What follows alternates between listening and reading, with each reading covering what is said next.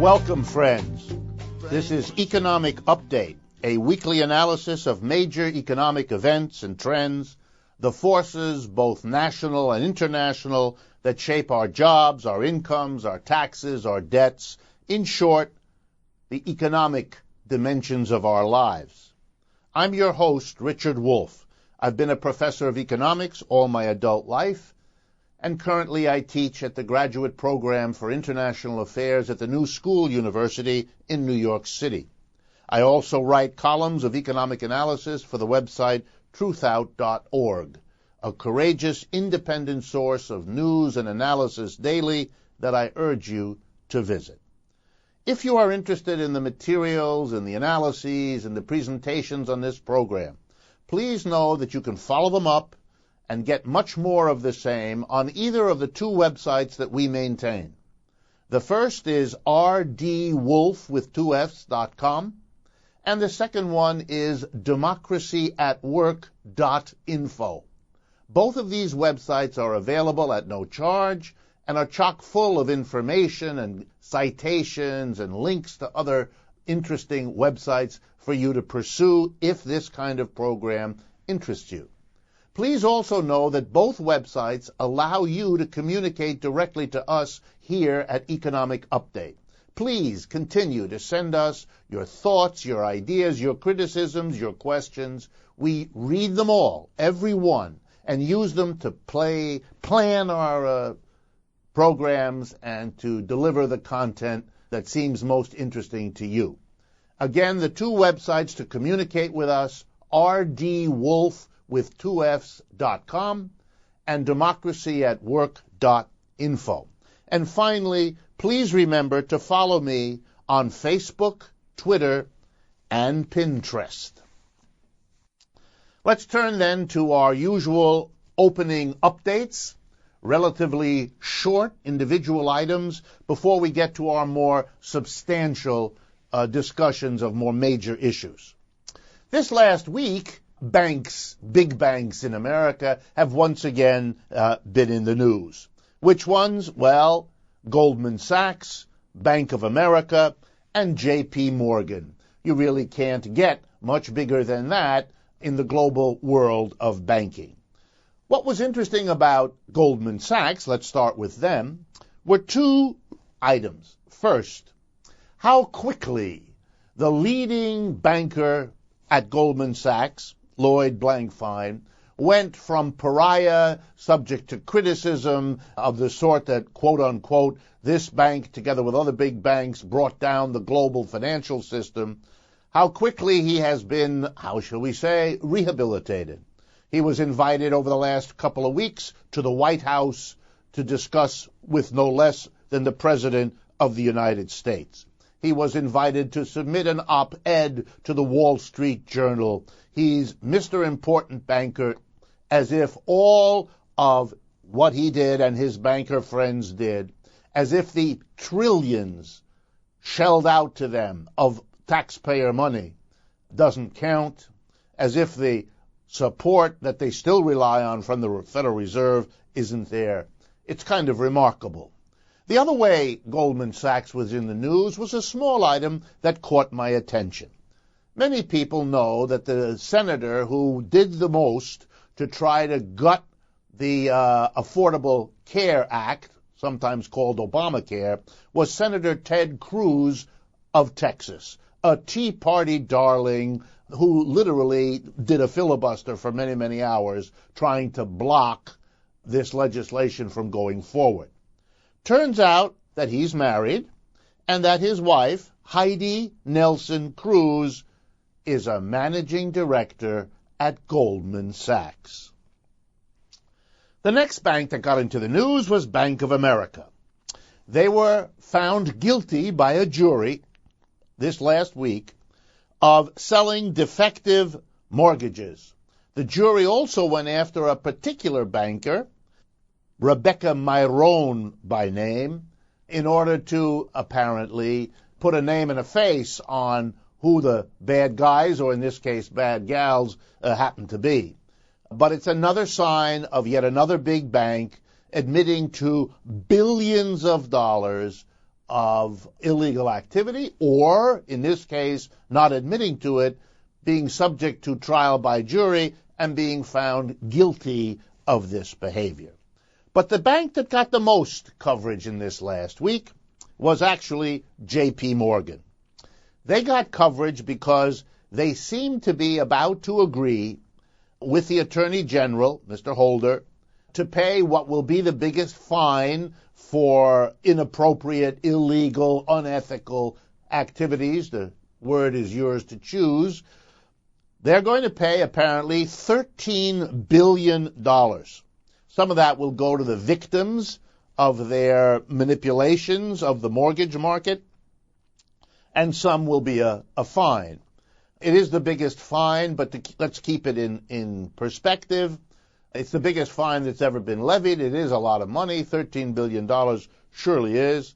It comes to about half of the bank's profits last year, and of course is a very small fraction of all the mortgage and other kinds of banking business done by J.P. Morgan.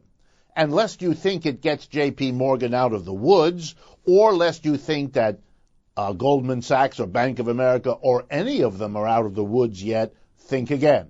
Many of these banks are still being investigated and prosecuted for manipulating international interest rates, the so-called LIBOR scandal, London Interbank Offer Rate.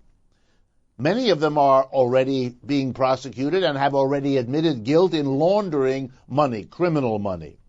Many have been convicted or admitted to charging excessive fees. Many have admitted to having lax controls that led to huge losses.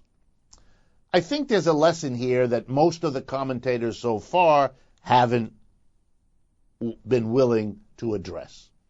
And in that case, let me talk briefly about those.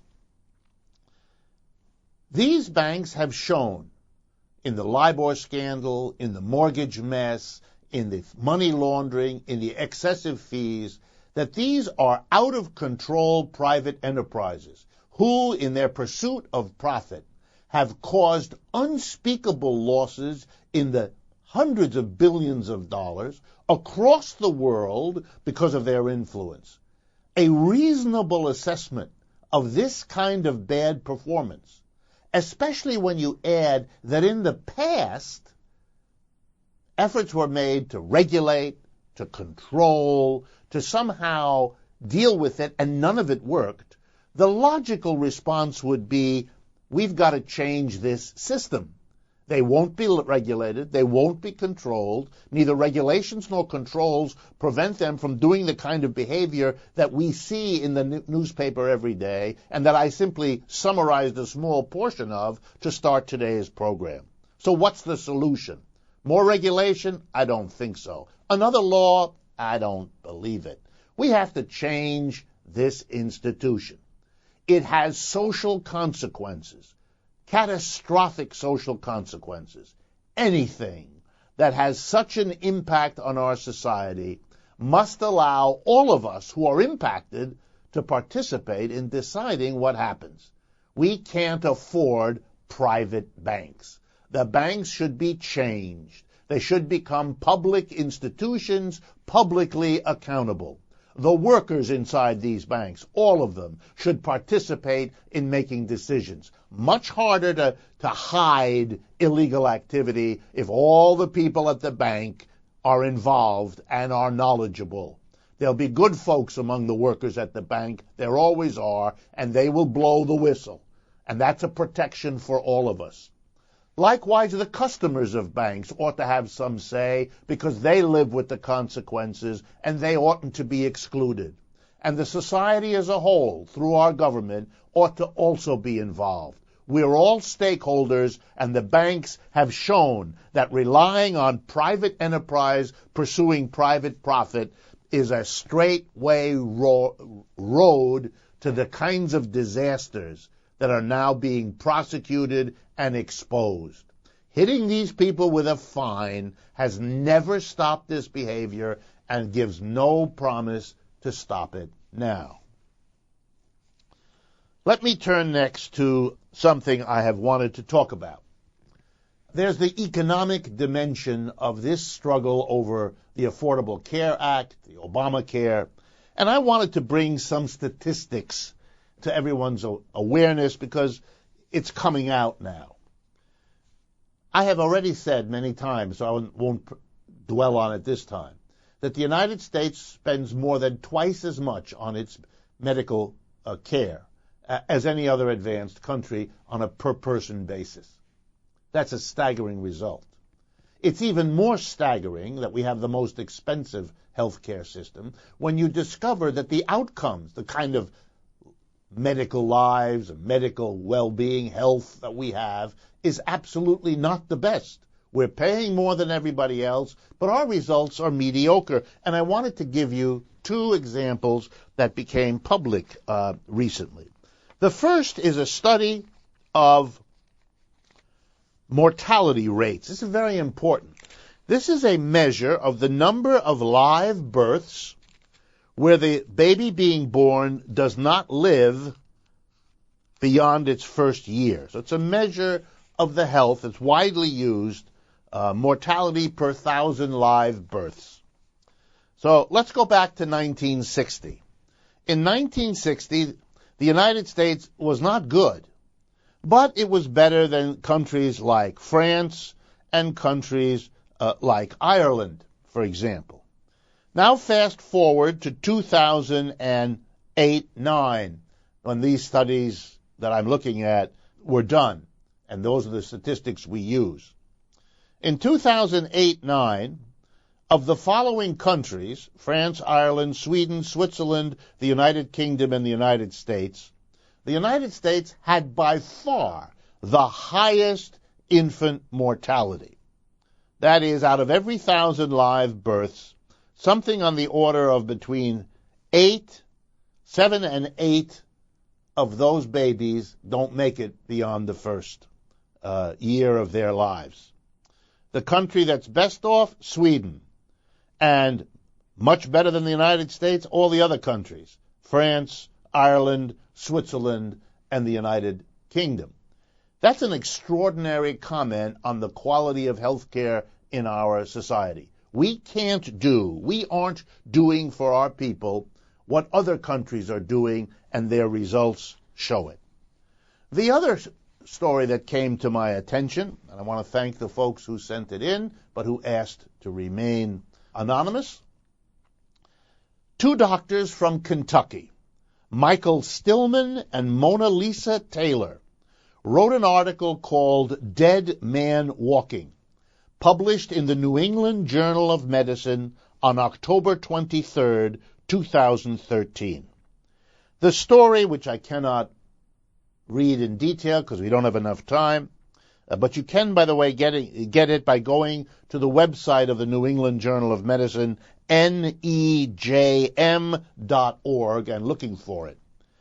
It tells the sad story of people in Kentucky who are not covered by medical insurance, who rely on Medicaid in some cases, or have nothing at all, and how they die as a result of their lack of care, or how their cancers are much worse because they're fearful of paying the fees for tests that have to come out of their pocket because it's not covered by whatever insurance they have, if they have any. It is a comment on the United States' faithfulness to its own people, to providing a health care coverage, to giving you the care that you deserve because you're a member of the human race, because you're a citizen of this country, because you deserve it. We don't do that in this society. And after all the debates, it is a crazy behavior because, as 1,000 studies show, the damage done to families who are innocent, to employers who lose workers, to the costs of taking care of all the subsidiary and associated failures that come with inability to lead a healthy life. They fall on all of us. They make traumas for all of us. They damage the communities we live in. It's irrational. and it is socially dangerous. Two more short updates, even though we're running a bit beyond the time I like to give to them, but they're so important. A new study, as if we needed it, from the National Employment Law Project, NELP, a new study out in October of 2013 called Supersizing Public Costs. And here again is a study that does, again, show something that I think many of you have heard of, but I want to drive it home. Any employer who pays low wages, and this study focuses particularly on the top fast food chains in the United States, McDonald's, Burger King, Popeye, you know the names. But we have seen the same story with retail clerks who get paid very poorly at places like Walmart and Target and so on. There's a social cost to paying low wages, and I want to drive that point home. Paying low wages is not only a fact about the relationship between an employer and an employee. It's also about all of us. Let me go through it very briefly. People who get paid low wages therefore have low income taxes, because your income tax is based on the wages you get. The lower the wage, in general, the lower the income tax you pay. Oh, that means that the government is getting less money to take care of what it does for all of us because employers pay low wages to workers. If the employers paid them living wages, better wages, they would pay higher income taxes, and that would provide more funding for the government to take care of our roads, our schools, and everything else. Number two, when you get low wages, you pay lower payroll taxes. That's the proportion of your wage that you contribute to Social Security and Medicare. So when you hear people say, gee, the Social Security and Medicare accounts of the federal government are not as a good shape as they ought to be, please be aware that one of the contributors to the problems that Social Security and Medicare have, and the problems, by the way, are nowhere near what the alarmists want us to fear, but they have some problems, particularly Medicare. One of the reasons is low wages paid by employers, which translate into lower contributions from these underpaid workers to the Social Security Fund and the Medicare Fund. We all suffer the Social Security and Medicare difficulties caused by employers who pay low wages. Third, and what the study by the NELP covered, Walmart and certain fast food chains pay wages that are so low that the persons qualify for assistance from federal and state governments. Assistance the rest of us have to pay for in our taxes, so that the assistance can be delivered to people whose wages are so low that they qualify, and deservedly so, for help. If those employers paid higher wages, those folks wouldn't need the assistance, and the pressure on the rest of us to pay taxes would be reduced. Finally, another thing that happens with low wages is that, corresponding to the lower wages, the company earns higher profits. That's why it pays lower wages. And let's look at that. The higher profits go to the rich. And one of the things rich people do is hire accountants to get out of the taxes that they're supposed to pay. That's true of the corporation, famously true, and it's true of wealthy individuals. Number two, these are huge corporations, these fast food joints, these retail chains. Many of their shares are owned by people outside the United States. So the low wages for Americans translate into higher profits for foreign shareholders. That's a result of paying them low wages. And finally, people at the bottom of our economy always spend what they get.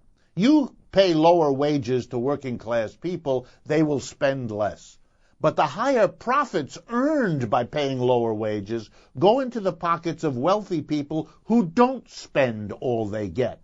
The result is, by moving wealth from the poor to the rich, less stimulus to the economy, less spending, less demand for goods and services. So the cost to all of us, in terms of what the government does, and the balance of the accounts of Social Security, government assistance, Medicare, and in terms of the welfare to the economy, we all pay the price of low wages. Walmart and McDonald's get more profits. Their employees get less, and the whole economy suffers. All right, let me turn then to our major discussions for today's program. And I want, in doing that, to pick on several that have been in the news recently that deserve some conversation. Okay, in an article on the 16th of October by the Washington Post, in the Washington Post, a study was reported by a very prestigious foundation that studies education about a remarkable change in American public schools. Let me summarize it for you this way. In 2004, there were only 4 states out of the 50 in the United States in which a majority of students in public school were considered poor. And let me make sure you understand what the word poor means in this study. It means a family of 4 earning less than $40,000. The reason that's the standard is that the government programs to help people with students with reduced cost meals or free meals at lunchtime, the standard there is you're only qualified for either of those if your family of 4 makes $40,000 or less. So in 2004, we only had 4 states where the majority of the kids in public school were poor. By 2011, the number of states in the United States where the majority of kids in public school were poor had jumped from 4 states to 13 states. And the number 1 state in the United States, Mississippi, came in with an absolutely stunning 71% of the students in the public schools of Mississippi are poor. Well, why is this important economically? Answer is simple. There are 1,000 studies that show the poorer you are, the harder your problems in schooling will be, the harder time you'll have getting through school, the fewer the supports your family and friends can provide to you for helping you solve the problems of school. Make a long story short, schools can't offset the economic differences that the students coming into them bring with them. It was always the hope, that education would somehow level the playing field, that our public schools could somehow do what they have never been able to do, namely offset whether the luck of the draw had you be born to a wealthy family or a middle-income family or a poor family, something over which nobody has the slightest control. No child determines into which family he or she is born. So there's an implicit injustice to all of us, and schools were supposed to change that. They never did, but now the pretense is gone. The vain and empty claim that education could or would offset fundamental inequality that reproduces itself from one generation to another, that's now exposed. But I want you to understand with me that it goes much deeper than that. We are in fact dividing this country more and more into the following groups. 5 or 10% at the top. They're the ones who continue to have good jobs, good incomes, very comfortable. They're the ones mostly paid at the higher levels of our corporate enterprise. Then there's a vast mass of middle and low income people. I would guess 50 to 60%, maybe more. Those are the people whose kids are these poor folk, majority of the public school system. Leaving 10, 20, 30%, depends on how you count, of people who haven't yet fallen into the huge majority at the bottom.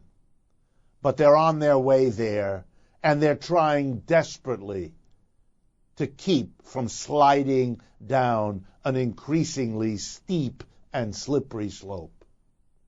They're the ones who will fork out the money to get their kid out of a public school where the majority of kids are having trouble because they're poor, and to get into a private school which they hope will help their kid up that slippery slope.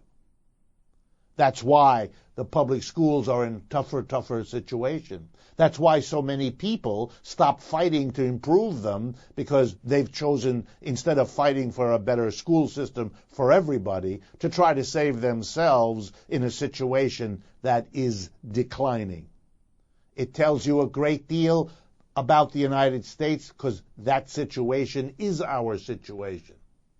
2/3 of the people, at least, in a situation from which they cannot escape, from which their children, because they're confined to schools with overwhelming problems of poverty, they can't escape. And the other 20, 25% that are slipping into that situation, trying desperately to avoid it, with the odds deteriorating with each passing week, leaving us with the 5 or 10% at the top, most of whom are engaged in looking the other way to try not to see what is happening to the society they too have to inhabit. My second big issue has to do with the Nobel Prize in Economics. Over the last week or so, the Nobel Prize in Economics was announced. Professor Fama, Eugene Fama, and Professor Robert Schiller from Yale were awarded the prize, together with a third winner, whose name I did not write down, so I apologize. What did they do? Well, I'm not interested in the details, and I'm sure you're not either. They studied prices, particularly the prices of stocks in the stock market. And what they came up with was the thought, the insight, that the price of a stock isn't really determined in the simplistic way that economists' models had depicted, as if you know X and Y, then you'll know the price will be thus and so. It turns out that the price of a stock reflects literally an infinity of relevant factors that all play some sort of role. That the price of a stock really is a kind of measure, if you like, a reflection of all the relevant factors, many more than are in the simplistic models a lot of people had assumed. And Mr. Schiller added, or Professor Schiller added, the thought that among the factors that shapes the prices of shares are irrational exuberances and enthusiasms that sometimes grip stock market players, investors, brokers, and that also have to be factored in. The irrational, the excitable parts of our nature as buyers and sellers of stock. If your response to my explaining briefly what this research is about makes you shrug your shoulders, then my answer is, me too. But let me give you a way of thinking about this that is a bit different from what you might have encountered if it had caught your attention at all that there were prizes given out, Nobel Prizes in economics. Why have so many of the prizes been devoted to people who study prices? Indeed, the overwhelming bulk of awards in economics, the overwhelming focus of contemporary mainstream economists is prices. It's as if we were all supposed to believe that the price of something is the most important thing about it we economists ought to study. Well, I beg to differ, and I'm part of a tradition in economics that doesn't see it that way at all. For example, in my view, just as important about the prices of things, and in some ways more important, is the organization that happens away from prices. Prices are about markets. Prices are about exchange. Price is about what you pay to get something you want to buy. But there are other parts of economics that I think we need to understand too. And these don't have to do with prices in any direct way. For example, the relationship among people engaged in producing something. Inside an enterprise, whether it produces goods or services, whether it's a store, an office, a factory, there are all kinds of complicated relationships among people. Who does the work? Who does the supervising? Who decides what will be produced? Who decides how it will be produced? Who decides where it will be produced? And how are the decisions reached as to what to do with any profits that are made? In short, how is production organized, and what are the consequences of production arrangements on everything else, including, by the way, prices? Too bad we don't have a Nobel Prize in economics that talks about things other than prices, that looks at other dimensions of what it means to have an economy. We are just as much affected in our lives by the reality of how we interrelate on the job as we are by what we pay for our goods and services when we buy them.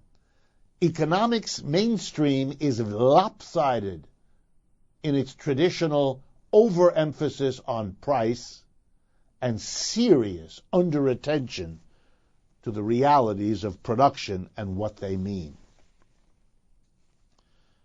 My last major issue is, in fact, a composite of issues.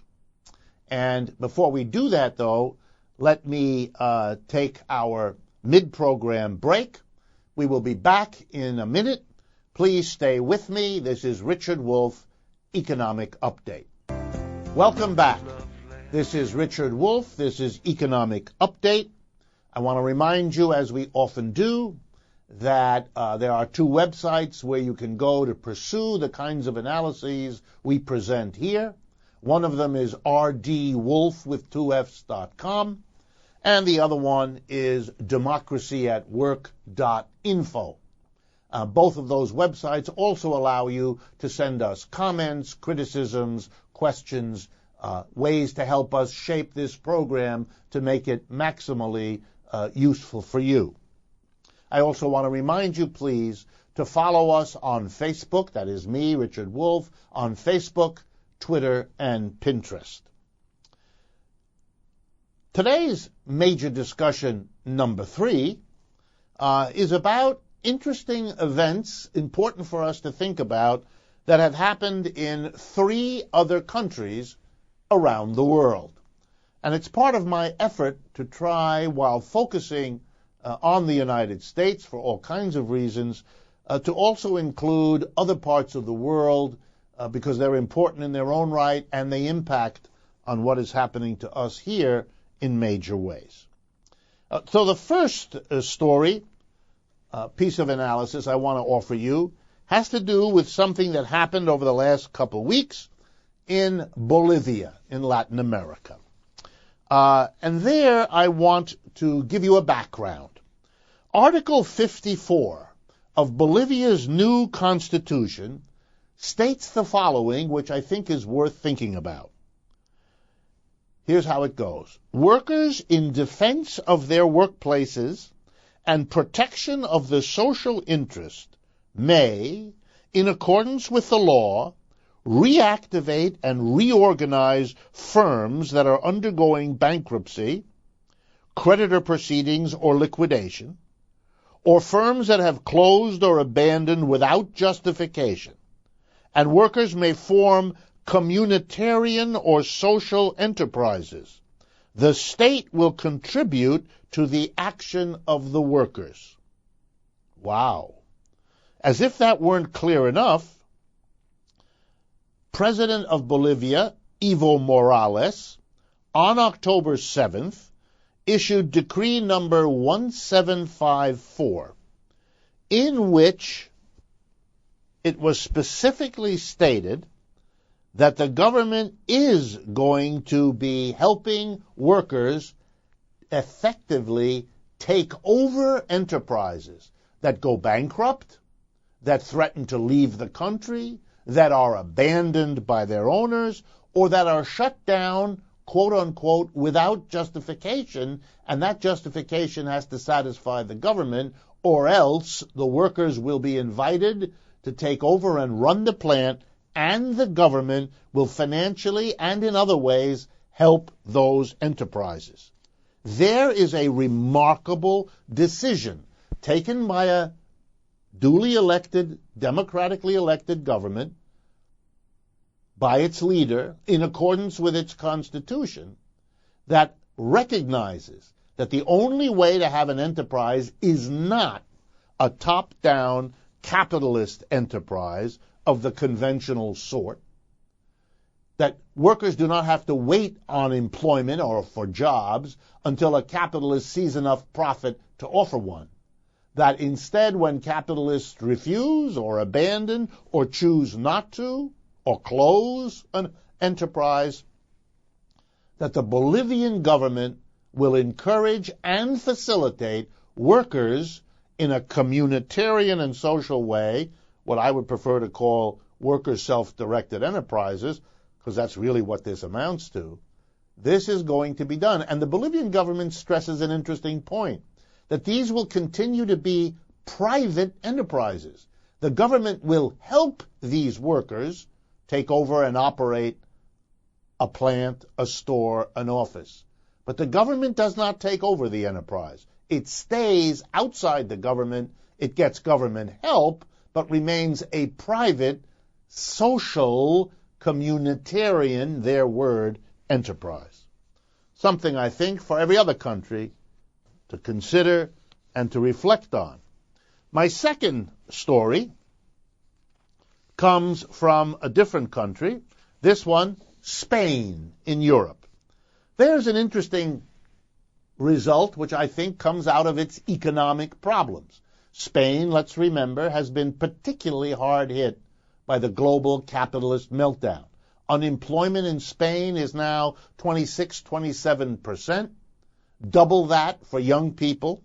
Very, very serious problem. And on top of that, the government has imposed, and that's partly why it is so bad, an austerity program. That is, cutting government spending, laying off public employees, raising certain taxes, rather like what other countries, including the United States, are doing. And the situation in Spain is very dire. There was a fight against austerity policies.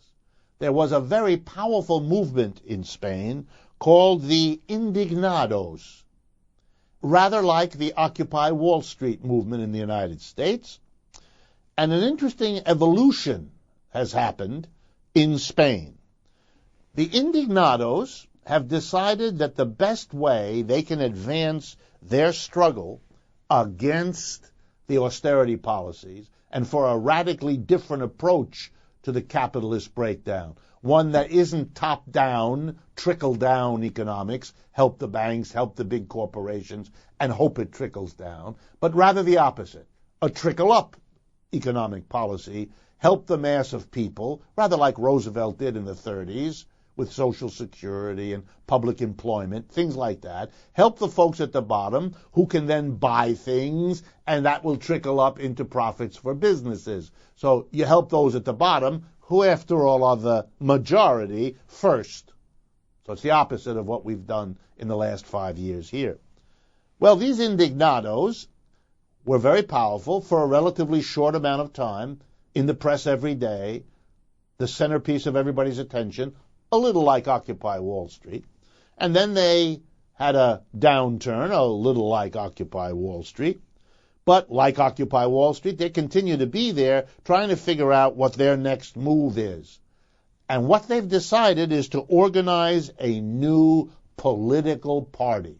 It's going to be called Partido X, or X, Party X, to make it crystal clear by that strange name that they're not like all the other parties that the Spanish people are used to and that the majority of the Spanish people are not happy with.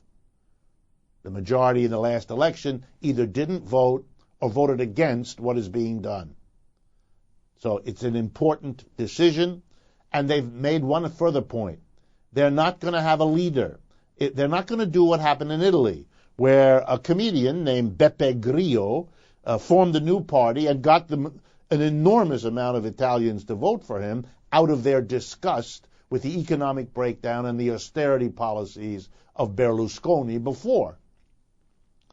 The difference with Partido X in Spain is they don't want to build their party around a charismatic leader, so there isn't any. So it's an interesting combination of horizontalism, the notion that we're not going to have a few leaders that everybody focuses on, and a new development that's going to change European politics and economics in that the indignados, those critical, are forming a new political party. Third item, and in some ways the most consequential quickly. This happened in China, and I want to bring it to your attention, the People's Republic of China. In order to do that, I have to remind you of its history.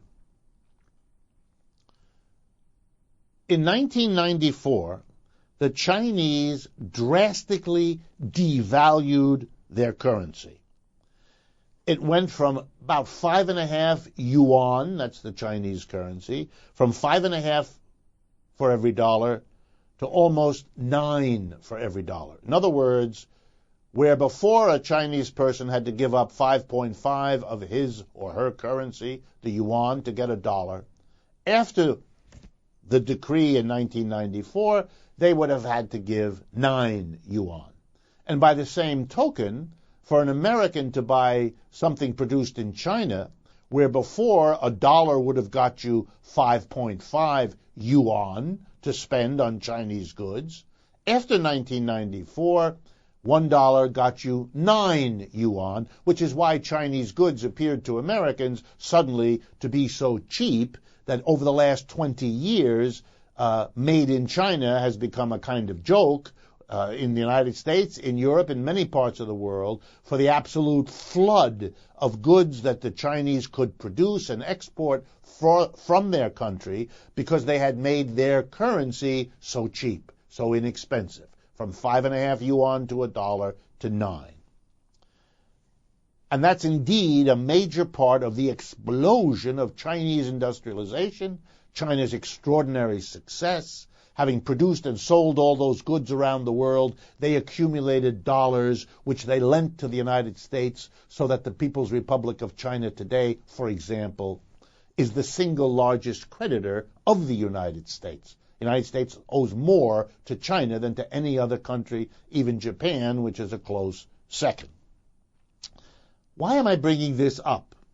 Because starting in 2008, the year of the crisis that has descended on us, the Chinese began to raise the value of their currency. From around 8 yuan, that was mostly what it was between 1994 and 2008. From 8 yuan, it has dropped pretty steadily till today it's around 6. Well, from 8 to 6, that's a drop of 25% in the value of the dollar relative to the yuan. Or to say the same thing another way, it makes the yuan 25% more valuable relative to the dollar, which means that the Chinese are taking a major step to stop being the cheapest producer in the world. A dollar which used to get you 8 yuan for most of the time between 1994 and 2004 only gets you 6 now, which means Chinese goods are less attractive, less cheap. It is going to raise the price of Chinese goods in the United States unless the importers into the United States can find even cheaper places to produce, like Vietnam, Thailand, Bangladesh, and so on. And indeed, many producers are doing that. But the world called upon China to stop being this lopsided, cheap producer of goods for the rest of the world. The Chinese answered, we're doing that for a few years to develop our industry. We want to be big and powerful producers, and when we're on a level playing field with the Americans and the Europeans, then we'll raise the value of our currency again. But we have to catch up. We were kept back, and we're not going to stay back.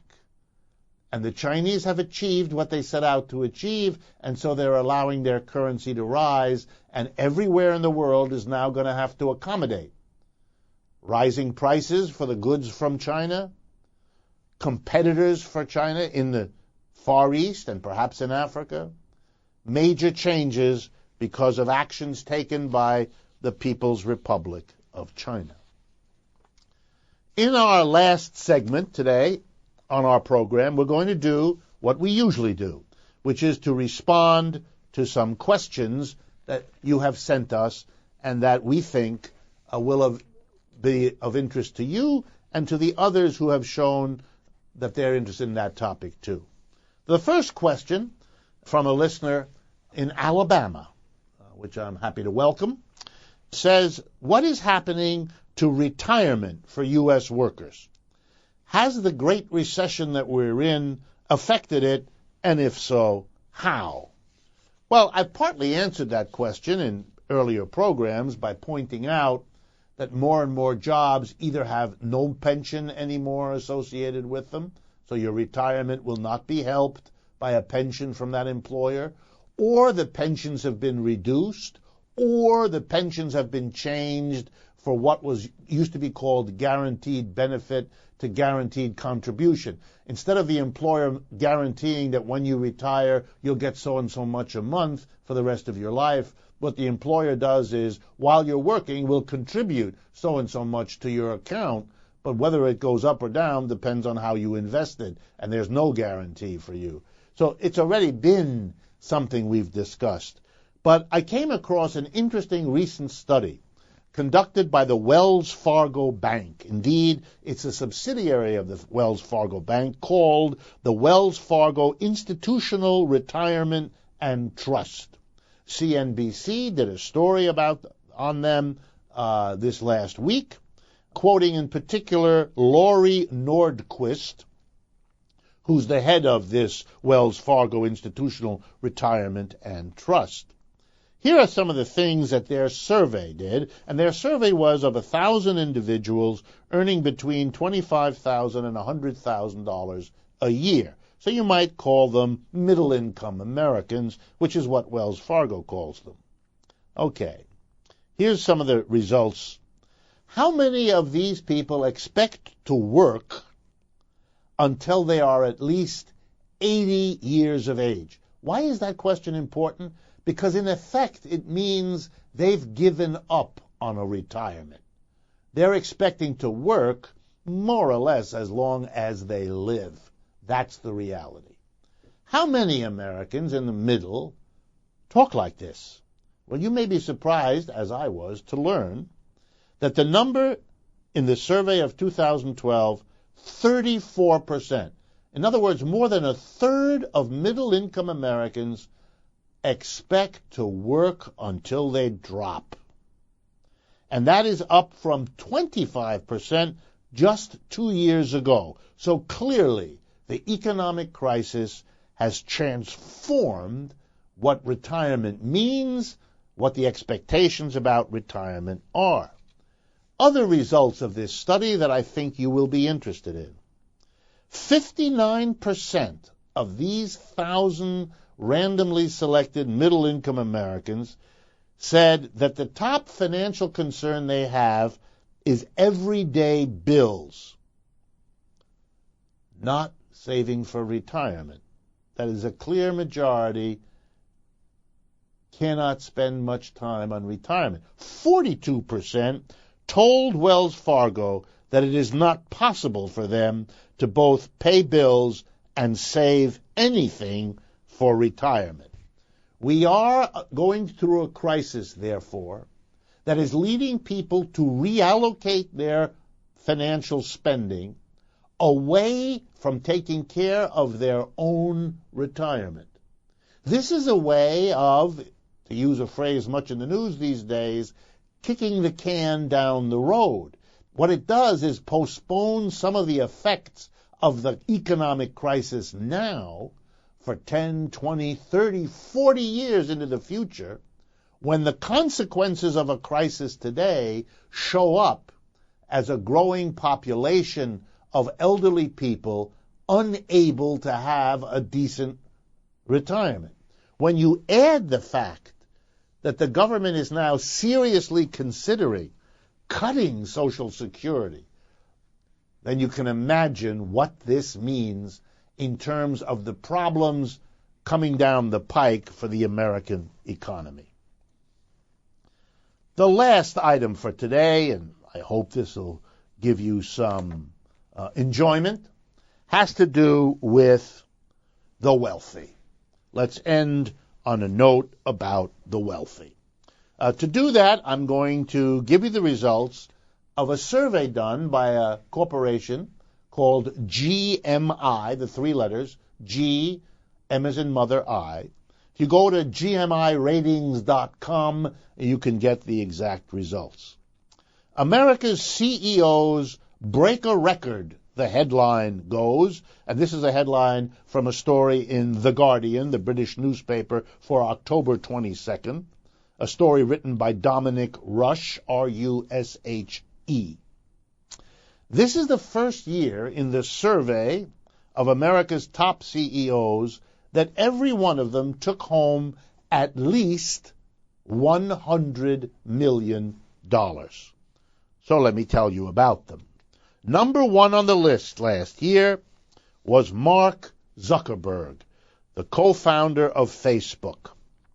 His total compensation, his salary, which is modest, by the way, only $500,000, but he was able to exercise Facebook share options, and so his income last year from doing that was $2.27 billion. Let me translate that for those of you who don't have a pencil. Mark Zuckerberg in 2012 earned $6 million a day, 7 days a week, 52 weeks of the year.